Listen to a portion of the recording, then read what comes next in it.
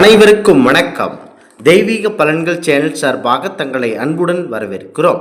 இன்று நம் காணொளியில் காண விரும்புவது புரட்டாசி மாதம் நவராத்திரி விரதம் சிறப்புகளை பற்றி இந்த காணொளியில் பார்க்கலாம். வாருங்கள் காணொளிக்கு செல்லலாம். மறக்காமல் ஒரு சப்ஸ்கிரைப் செய்யவும். அகில உலகங்களை படைத்து அவற்றையெல்லாம் வழிநடத்துகின்ற சக்தியை வழிபடும் விரதமே நவராத்திரி விரதமாகும். பெண்களில் வசந்த ருது, சத்ருது என 2 வகை உண்டு. இந்த 2 ருதுக்களுமே யமனுடைய 2 கோரை பற்களுக்கு சமம் என புராணங்கள் தெரிவிக்கின்றன. இந்த காலகட்டத்தில் மனிதர்களுக்கு அதிக துன்பத்தை விளைவிக்கக்கூடியவை.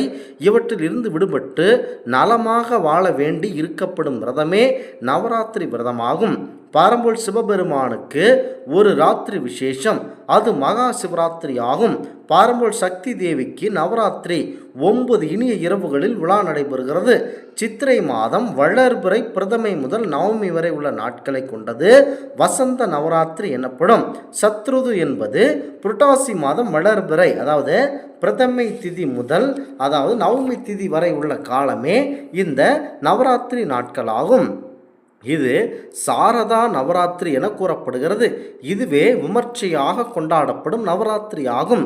இச்சா சக்தி, கிரியா சக்தி, ஞான சக்தி என்பது நவராத்திரி ஆகும். முக்கியமாக இவை அனைத்துமே பார்வதி தேவியின் அம்சமாகும். லக்ஷ்மி, சரஸ்வதி இது மூன்றும் குறிக்கிறது.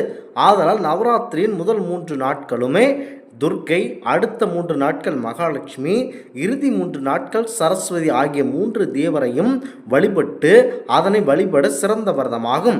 வீரத்திற்கு துர்க்கை அம்மனையும், செல்வத்திற்கு லட்சுமி தேவியும், கல்விக்கு சரஸ்வதி தேவியும் அதிபதிகளாக விளங்குகிறார்கள்.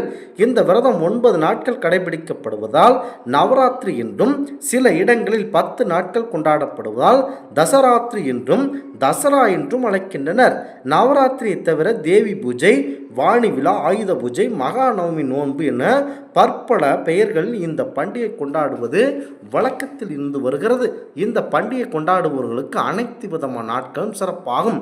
முதல் நாள் அம்பிகை குமரியை வழிபடுவது, 2ஆம் நாள் ராஜராஜேஸ்வரி அம்மனை வழிபடுவது, 3ஆம் நாள் மகிஷனை அழித்திடும் கோலம், 4ஆம் நாள் வெற்றியை தரும் திருக்கோலம், 5ஆம் நாள் கம்பன் தூதன் துர்க்கையிடம் சொல்லுதல், 6ஆம் நாள் ராஜநாக ஆசனத்தில் சண்டி வடிவத்தில் அலங்காரம் செய்யும், 7ஆம் நாள் சண்டி முண்டர்களை அழித்து பொன்னாசனத்தில் விட்டிருத்தல், 8ஆம் நாள் இரத்த பீஜனை வதம் செய்த திருக்கோலம், 9ஆம் நாள் வெற்றி, ஞானம், வெற்றி, வில், அம்பு, அங்குசம், சூளம், எந்திர காட்சியை அனைவருக்கும் தருதல், 10ஆம் நாள் விஜயதசமி அம்பு எய்தல் சிறப்பு காட்சியாகும்.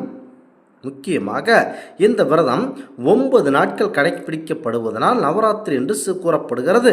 நவராத்திரி இறுதி நாளன்று புத்தகங்கள், பென்சில், பேனாக்கள், வீணை முதலின இசைக்கருவிகள் நீங்கள் அந்த சரஸ்வதி தேவியின் பூஜையில் வைத்து சரஸ்வதி தேவி வழிபடுவர். மறுநாள் தசமி என்று காலையில் இவற்றை எல்லாம் படித்து எழுதியும் இசைக்கருவிகளை மீட்டும் வேலையை தொடங்குவர். விஜயதசமி என்று பிள்ளைகளுக்கு ஏடு எழுதுதல் அல்லது வித்யாரம்பம் செய்தல் அனைத்தும் வைக்கப்படும். திருவாரூர் மாவட்டம் கூத்தனூர் சரஸ்வதி கோவிலில் நெல்மணியில் பிள்ளைகளை ஆ என்னும் அட்சர எழுத்தை எழுத வைக்கும் ஒரு நிகழ்ச்சி சடங்காகவே நிறைவேற்றப்பட்டு வருகிறது. 10ஆம் நாள் தசமி என்று கும்பத்தை இழுத்து அதனுள் உள்ள நீரை ஒரு புனித குடத்தில் சேர்ப்பர். இதனை கும்பசரிவு என வைப்பது வழக்கமாகும். முக்கியமாக தானியங்கள் விதைக்கப்பட்டு அதன் மேல் கும்பத்தை வைப்பது வழக்கம். நவராத்திரி உருவான வரலாற்று பற்றி தேவி மணிமத்தில் கூறப்பட்டிருப்பதை கண்டிப்பாக அனைவரும் பார்க்கலாம். ஒரு காலத்தில் அசுரன் மகிஷன் என்ற அசுரன் தேவர்களை மிகவும் கொடுமைப்படுத்தி வந்தான். இது குறித்து அவர்கள் மும்மூர்த்திகளிடம் முறையிட்டனர். மகிஷனின் அட்டகாசத்தை முடிவுக்கு கொண்டு வர சிவன், விஷ்ணு, பிரம்மா ஆகியோர் முடிவு செய்தனர். மும்மூர்த்திகளின் முகங்களில் இருந்து வெளிப்பட்ட ஒளி நெருப்பை போல வெளிவந்து அது ஒரு பெண் வடிவம் ஆயிற்று. அந்த பெண் துர்காதேவி என அழைக்கப்பட்டார்கள். 9 நாள் விரதம் இருந்து ஆயுத பூஜை செய்து 10ஆம் நாள் வலையில் இணைந்த கைகளில் வாள் பிடித்து போய் மகிஷாசுரனை கன்று மகிஷாசுர மர்தினியாக திரும்பி வந்தார்கள். இந்த தேவியை விரதம் இருக்கும் 2 தினங்கள் நவராத்திரி என்கின்றனர். அசுரனை ஜெயித்த விஜயதசமி மாபெரும் புண்ணிய நாளாகும். துர்க்கை அம்மனுடைய பூஜை 9 நாட்கள் செய்து 10ஆவது தினம் ஊர்வலமாக எடுத்து சென்று கடலிலோ நதியிலோ கரைத்து தேவியை வழிபடுவார்கள். தமிழ்நாட்டில் நவராத்திரி என்றும் கொழுப்பம்மை வைத்து 10 தினம் மகிழ்ச்சியாக கொண்டாடுவர். 9 நாட்களும் பூஜை செய்ய முடியாதவர்கள் கடைசி 3 நாட்கள் சப்தமி, அஷ்டமி, நவமி நாட்களில் பூஜை செய்வதால் 9 நாட்களும் பூஜை செய்த பலன் அடைவார்கள். நவராத்திரியொட்டி அமாவாசை என்று மாலை கொலு வைக்க வேண்டும். கொலு படிக்கட்டுகள் 3, 5, 9, 7 என்ற ஒற்றைப்படையில் எண்ணிக்கையில் அமைக்க வேண்டும்.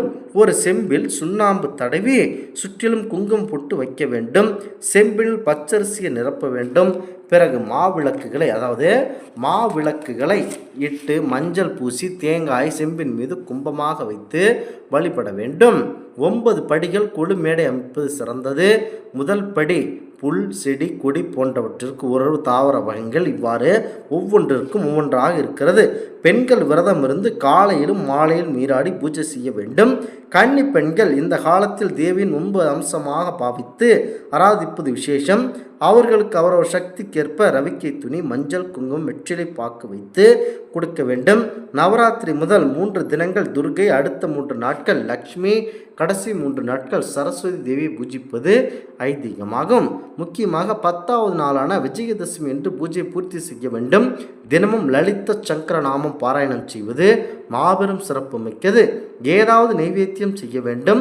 2 வேளைகளும் விளக்கேற்றி ஆரத்தி எடுக்க வேண்டும். 9வது நாள் சரஸ்வதி பூஜை என்று சரஸ்வதி படத்திற்கு சந்திரம், குங்குமம் பொட்டிட்டு மாலை சாத்தி புதிரவிக்கு துண்டு சாத்த வேண்டும்.